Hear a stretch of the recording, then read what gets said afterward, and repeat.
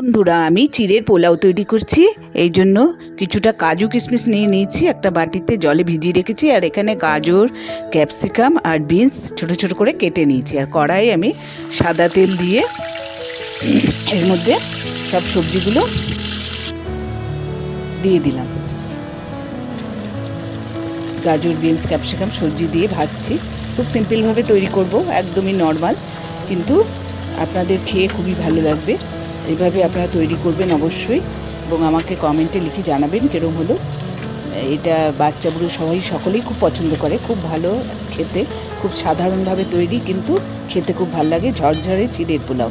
এবারে গাজর, beans, capsicum এগুলো আমি সব নাড়ছি, নেড়ে ভাজা ভাজা করছি। এবারে আমি কাজু কিশমিশ দিয়ে দিলাম, দিয়ে আমি সব একসঙ্গে মিশিয়ে দিচ্ছি। দিয়ে এবার ঢেকে দিয়েছিলাম 5 মিনিটের মতো।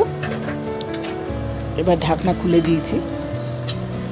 ঢাকনা খুলে সেই চিড়ে আমি ভালো করে ধুয়ে এটা ঝাঁঝরিতে জল ঝরিয়ে রেখেছিলাম। এবার সেই চিড়েটা আমি এর মধ্যে দিয়ে দিলাম। আর এর মধ্যে এবার কাঁচা লঙ্কা কুচি দিয়ে দিলাম, স্বাদ মতো নুন দিলাম,